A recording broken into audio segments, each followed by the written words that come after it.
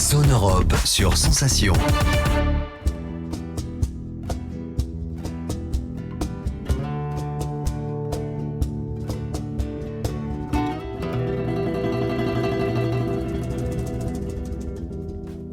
Bonjour à tous et bienvenue dans ce nouveau numéro de Zone Europe sur Radio Sensation et sur TV78. Un numéro un peu particulier aujourd'hui puisque nous sommes sur l'île de Rhodes en Grèce. La Grèce, un pays d'un peu plus de 10 millions d'habitants, elle est membre de l'Union européenne depuis le 1er janvier 1981 et elle est membre de la zone euro depuis le 1er janvier 2001.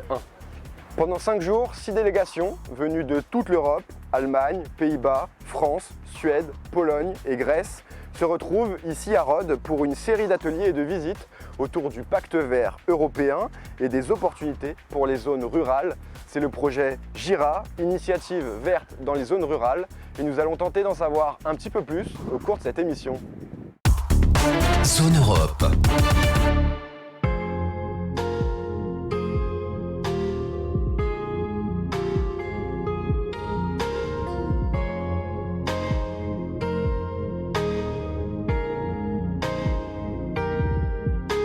Nous avons tout de suite rendez-vous à la Chambre de commerce et d'industrie. C'est là-bas que le coup d'envoi du séminaire est donné avec toutes les délégations. Michael Kavouklis, bonjour. Bonjour. Vous êtes le président de la Maison de l'Europe de Rhodes. Alors, est-ce que déjà, pour commencer, vous pourriez nous décrire, nous présenter cette île et cette ville de Rhodes, ici en Grèce? L'île de Rhodes est une île assez ancienne. La ville a été fondée en 408 avant Jésus-Christ, après la réunification des anciens États de la période grecque. L'État de Rhodes a commencé alors à grandir jusqu'à devenir un lieu privilégié pour les sciences et les arts pendant la période romane et hellénique. Vous connaissez sûrement quelques sculptures locales comme la victoire de Samothrace, le colosse de Rhodes, la machine d'Anticythère.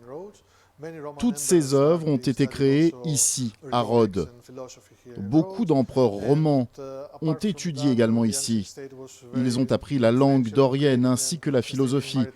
Et à part ça, l'ancien État a exercé une grande influence pour la création et le maintien de la loi maritime. Ensuite, c'est le temps de l'ordre de Malte, dont une grande partie de ses membres étaient d'origine française, notamment la majorité des grands maîtres. C'est pour cela qu'il existe une importante tradition chevalière à Rhodes. Plus tard, en 1523, se produit l'occupation ottomane, la conquête menée par Soliman le Magnifique. Celle-ci a duré jusqu'au début du XXe siècle, moment où les Italiens ont soi-disant libéré l'île, mais ils l'ont en fait gardée pour eux-mêmes. Après la Deuxième Guerre mondiale, finalement, l'archipel dodécanaise, présidé par Rhodes, retourne à la Grèce. Voici l'histoire derrière cette fameuse île touristique, cosmopolite, etc. C'est donc ici, à Rhodes, dans cette ville, qu'a été donné le lancement, le coup d'envoi du projet GIRA, Initiative verte dans les zones rurales. Quels sont les objectifs de ce projet ? Le projet GIRA a pour objectif de recueillir les bonnes pratiques en Europe parmi les 6 pays participants. GIRA, ce sont les initiales de Green Initiatives in Rural Areas. Quand nous évoquons les zones rurales, nous aimerions aussi que les zones insulaires et les parties les plus isolées soient comprises dans ce projet. Les 6 pays participants, la Grèce avec Rhodes, la France, l'Allemagne, la Suède, la Pologne et les Pays-Bas, organiseront des réunions localement afin de recueillir des bonnes pratiques locales et ce en accord avec le Pacte vert pour l'Europe et les objectifs du développement durable. L'île donc de Rhodes se situe à l'est, au sud-est de la mer Égée, à quelques dizaines de kilomètres des côtes turques. C'est la plus grande île du Dodécanèse en Grèce. On y trouve près de 120 000 habitants. Et ici, les initiatives en faveur de l'environnement ne manquent pas. Est-ce que vous pouvez nous en présenter quelques-unes ? Oui, Rhodes est la 4e plus grande île grecque. Comme vous l'avez mentionné, elle fait partie de l'archipel dodécanèse, dont plus de 18 îles sont habitées, avec entre 1 habitant et 120 000 habitants, comme ici à Rhodes. Notre zone est assez innovante et pionnière dans l'adaptation de nouvelles technologies et de technologies écologiques à petite échelle. Chaque île est un petit monde en soi, un petit État à part. Tout doit être produit de manière locale et cela dépend des ressources propres. Nous avons de bons exemples à Rhodes liés à l'écomobilité et d'autres pratiques que nous découvrirons plus tard ici, mais aussi à Stipale ou à Chalki. Tous ces territoires essayent d'innover et de créer des pratiques qui seront appliquées ensuite à grande échelle. Merci beaucoup, Michael Kavouklis, d'avoir été avec nous. Je rappelle que vous êtes le président de la Maison de l'Europe de Rhodes. Zone Europe.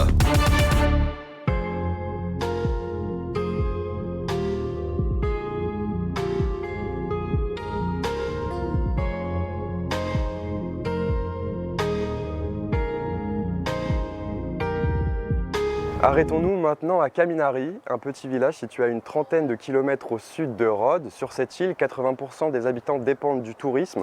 Il faut donc à la fois attirer de nouveaux visiteurs, mais aussi protéger l'environnement. Ici a été recréé un ancien village traditionnel grec, sorte de musée à ciel ouvert où l'on peut venir découvrir les traditions locales. Je m'appelle Mos Koukoulas, je suis l'un des responsables de ce village traditionnel. L'idée derrière ce lieu est de créer une réplique d'un ancien village comme ceux qui existaient dans cette zone à Rhodes. Celui-ci présente la culture traditionnelle, l'éthique et l'histoire de nos villages.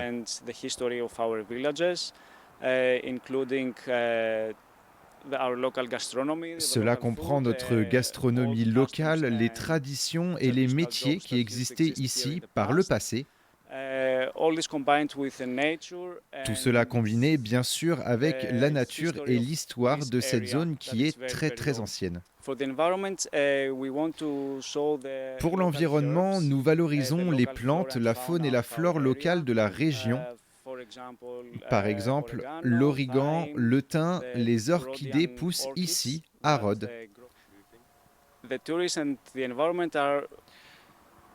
Le tourisme et l'environnement sont, selon moi, bien interconnectés.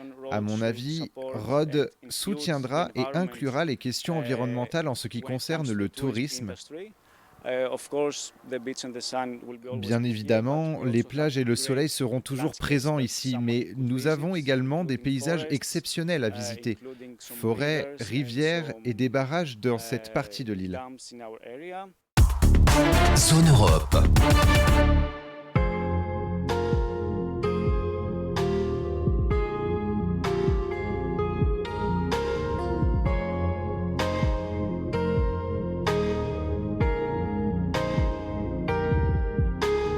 Découvrons une nouvelle initiative ici sur l'île de Rhodes, dans le parc juste à côté des sources Kalitea. Les hôtels, mais aussi les écoles sont mis à contribution pour nettoyer les lieux. Je m'appelle Nictarus Kalaïru et je suis le responsable de la société à impact social Yatafissi, en français Nature Commune. Nous sommes actuellement dans un parc que nous souhaitons transformer en lieu de sensibilisation à l'environnement. Pour nous, il est très important de fournir un espace aux étudiants où ils peuvent comprendre la nature, comment créer de la vie à partir de zéro, jusqu'à obtenir une vie que tu peux toucher, sentir, écouter, respirer.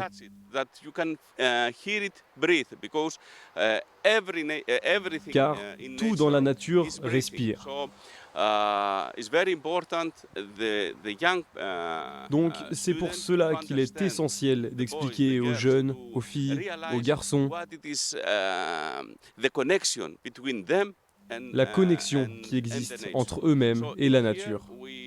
Donc ici, nous agissons en tant que société à impact social dans un projet en collaboration avec les propriétaires des hôtels. Nous invitons les personnes logeant dans ces hôtels à venir travailler ici de manière bénévole pour nettoyer et préserver le parc afin de le rendre étudiable. Les étudiants viennent ensuite apprendre la nature. Donc, de cette manière, nous combinons tourisme et population locale, industrie du tourisme et environnement. À la fin, ce projet s'étalera sur un parc de 100 000 mètres carrés, extrêmement bien conservé. Non seulement pour la population locale, mais également pour tous les Européens qui veulent venir et apprendre sur la nature chez nous. Zone Europe.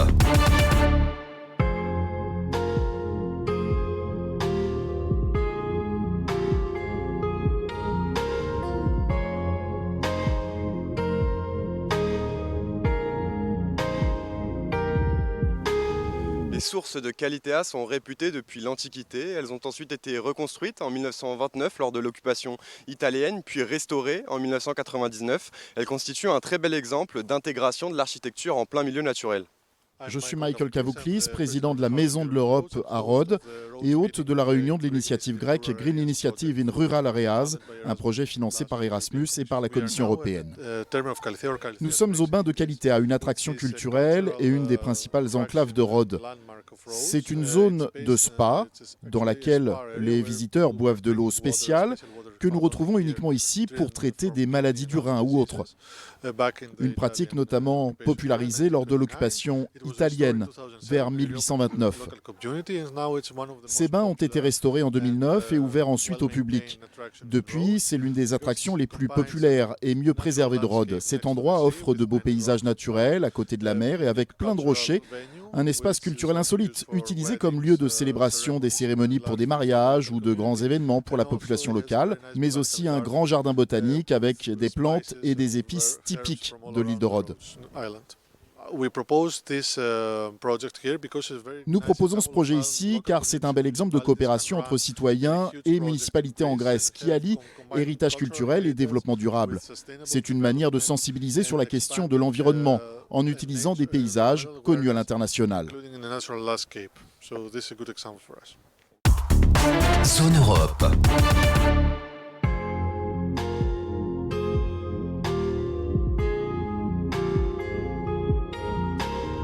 Je me trouve actuellement dans la vallée des Papillons, à une dizaine de kilomètres de l'aéroport de Rhodes. Ici, au mois de juin, on peut trouver des espèces très rares de papillons présents dans très peu d'endroits sur Terre. Cela fait de cette vallée un lieu incontournable de la biodiversité de l'île de Rhodes. Je m'appelle Anna Kheritou. J'ai été l'une des présidentes fondatrices de la Maison de l'Europe de Rhodes. Nous sommes ici dans la vallée des Papillons, située dans la partie nord de Rhodes. Il s'agit d'une vallée où chaque été en juin, des millions de papillons viennent de beaucoup d'endroits pour y vivre et passer l'époque estivale entre juin et septembre, c'est-à-dire pendant la période adulte de leur vie. Ces papillons, dont la durée de vie est de seulement 1 an, changent et se métamorphosent 4 fois.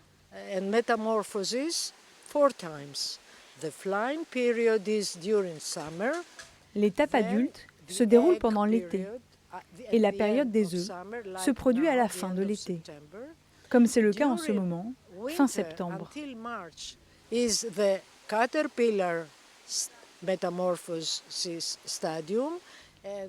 Pendant l'hiver, et ce jusqu'au mois de mars, nous sommes dans la période de métamorphose de la chenille. Durant cette période, le papillon habite dans les pins. Ensuite, il s'introduit dans le sol, sous les arbres, pour y passer la période de cocon. Dans son cocon, il se transforme en insecte volant, le papillon que nous connaissons. Par rapport à d'autres endroits, ce qui est particulier ici, c'est la concentration très élevée de papillons. Ces milliards de papillons, ça n'existe qu'à Rhodes. Ils viennent, habitent et passent l'été dans cet espace. Ce phénomène a été étudié par beaucoup d'entomologistes. L'eau joue un rôle fondamental dans cette profonde vallée. Elle est suffisamment sombre. Les grands arbres pour avoir de l'ombre, des températures basses en été, sont d'autres conditions favorables pour les papillons. Nous sommes dans le meilleur environnement pour qu'ils vivent leur période adulte. Zone Europe.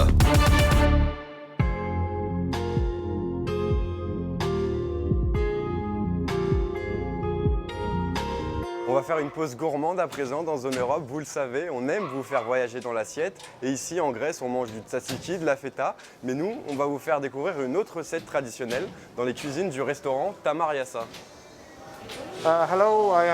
Bonjour, je suis Nico Siris. Je suis le propriétaire du restaurant Tamariassa, ce beau lieu au milieu de la ville de Rhodes. Et aujourd'hui, nous allons préparer une recette locale appelée pitaroudi. C'est un plat que vous pouvez trouver dans toutes les villes de Rhodes. C'est une recette simple et végétarienne, mais très savoureuse.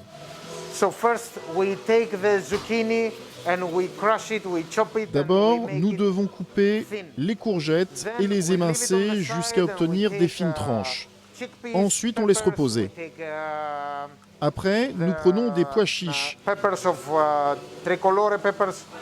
des poivrons de 3 couleurs et quoi d'autre du cumin, du sel et du poivre. On les émince aussi pour former une espèce de pâte et on les égoutter.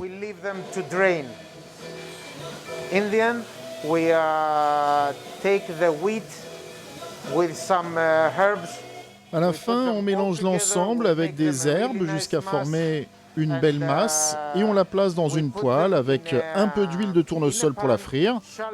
Un peu d'huile de tournesol, pas beaucoup, c'est très important pour notre recette. Il faut mettre le feu à haute température pour obtenir une texture croquante à l'extérieur et moelleuse à l'intérieur. Et voilà, on saupoudre un peu de fromage feta par-dessus et puis c'est prêt pour la dégustation. Le pitaroudi, c'est l'un des plats les plus typiques que vous pouvez trouver à Rhodes. Zone Europe. Je retrouve à présent Marie-Raphaël Minier de la Maison de l'Europe des Yvelines et responsable du Centre Europe Direct de Saint-Germain-en-Laye. Je voudrais que vous nous en disiez un petit peu plus sur ce projet GIRA. Il s'inscrit dans la continuité du projet REDIT qui était consacré avant à la citoyenneté active en milieu rural. Tout à fait. Et une fois ce projet clos et approuvé par l'agence Erasmus, on nous a dit mais pourquoi ne pas aller plus loin? Vous avez parlé de la citoyenneté active. À présent, on a cet outil formidable qui est le nouveau pacte vert européen. Qu'est-ce qu'on en fait pour dynamiser les zones rurales? Donc on a réécrit un nouveau projet pour 30 mois. Et quels sont les objectifs de ce projet? De pouvoir rendre public à un maximum de personnes une boîte à outils, des initiatives qu'on aura vues au cours de ces 30 mois dans les différents pays visités. C'est-à-dire que quelqu'un issu d'une zone rurale en Grèce, en Suède, en France ou en Pologne puisse se dire ça c'est chouette, on va essayer de le reproduire et les financements européens, ah oui on peut les obtenir comme ça.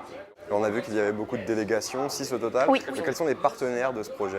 Alors, on a la Maison de l'Europe de Bad Marienberg en Allemagne, qui est le coordinateur du projet, la Maison de l'Europe des Yvelines en France, la Fondation Robert Schuman en Pologne, la Maison de l'Europe de Javieborg en Suède et la Maison de l'Europe de Rhodes.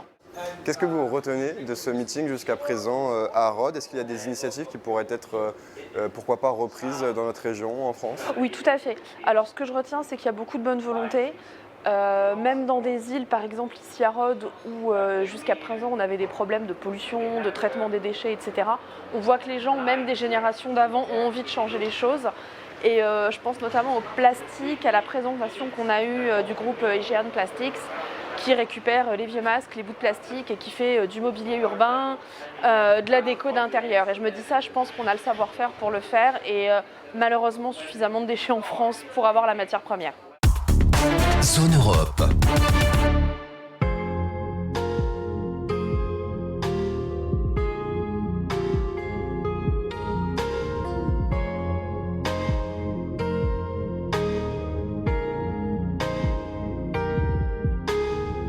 Escale à présent sur l'île de Chalki, située à 6 km à l'ouest de Rhodes. L'île vient de lancer un nouveau plan de transition énergétique. Je m'appelle Basilio Sorosakis et je suis le maire adjoint chargé des questions de croissance économique et tourisme ici sur l'île de Chalki. Nous avons présenté en octobre 2010 notre plan de transition énergétique au secrétariat européen pour le climat et l'énergie. Et depuis, nous essayons d'atteindre nos objectifs et de respecter notre vision. Celle-ci est très simple, décarboner l'île de Chalki. Nous avons mis en place les éléments nécessaires pour le faire. Parmi eux, il y a la construction d'un parc photovoltaïque de 1 MW afin de couvrir les besoins énergétiques de l'île, comme les logements, les entreprises. D'ici 2 ans, nous espérons que la situation se soit améliorée et que nous aurons réduit nos émissions de CO2 de 40 à 50%. C'est très important car il s'agit de l'avenir. Nous voulons sauver la planète et nous avons notre rôle à jouer. Et pas seulement sur l'île de Chalki. J'espère que tous ceux qui nous écoutent se rendent compte qu'il faut sauver la planète pour les générations à venir. L'organisation est la clé pour cela. Nous devons tous faire de notre mieux pour réduire nos émissions de CO2 et faire de notre planète un endroit plus agréable et sûr à vivre. Zone Europe.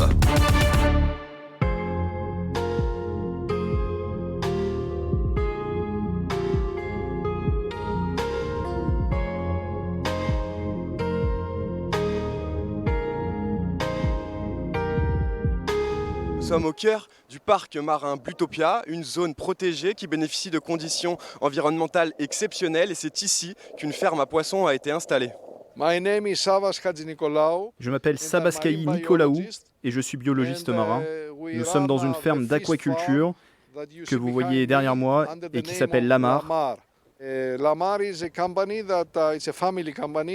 est une entreprise familiale, productrice de poissons de mer de 4 espèces, dentés, bar, dorade rose et corbe commun.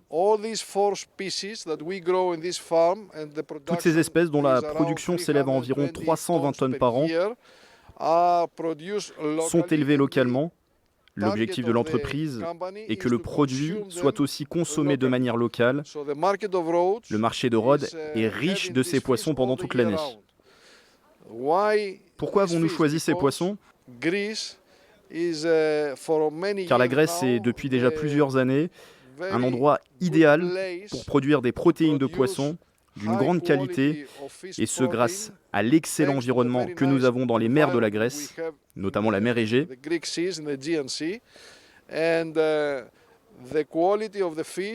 En plus, la qualité des poissons est renforcée par la présence des acides gras oméga 3 de qualité, très bénéfiques pour les êtres humains. Cette zone est spécialement intéressante car elle se situe dans la partie ouest de Rhodes. Or, comme vous le savez, Rhodes est une île très touristique. Et bien dans cette zone, nous n'avons aucune activité touristique, agriculturale, industrielle ou domestique qui pourrait avoir un impact sur la qualité des eaux. Grâce aux principales caractéristiques océanographiques de la région et les magnifiques paysages des îles Rocheuses, les eaux sont profondes et les courants sont forts. La qualité de l'eau est exceptionnelle et les poissons sont très heureux ici. Nous avons mené une révolution au sein de cette activité parce que nous avons réussi, dans une île touristique comme celle-ci, à combiner tourisme et aquaculture. Nous sommes fiers de pouvoir dire que notre travail amène des visiteurs à découvrir la ferme d'aquaculture,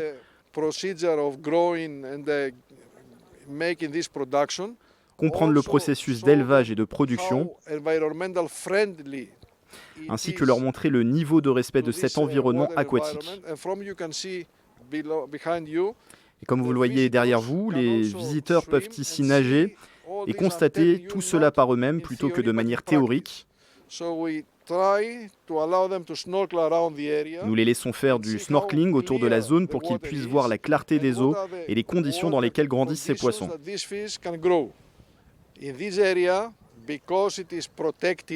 Cette zone est protégée, les règles de la ferme ainsi que celles du gouvernement interdisent la pêche. Grâce à cette protection, un refuge s'est créé pour beaucoup de poissons et de dauphins. Les dauphins adorent poursuivre les poissons, sans oublier des très grands thons.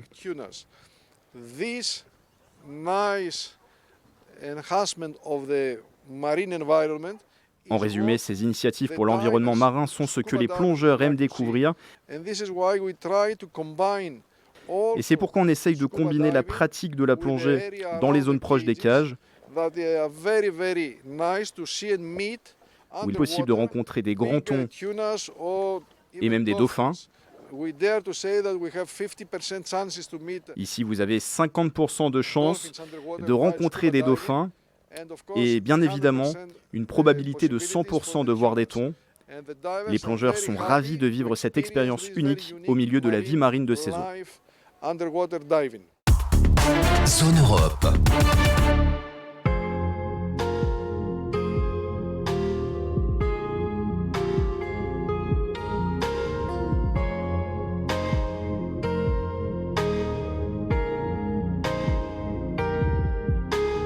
Zone Europe, c'est terminé. Une émission spéciale enregistrée à Rhodes, en Grèce. Très bonne soirée à tous. Moi, je retourne nager.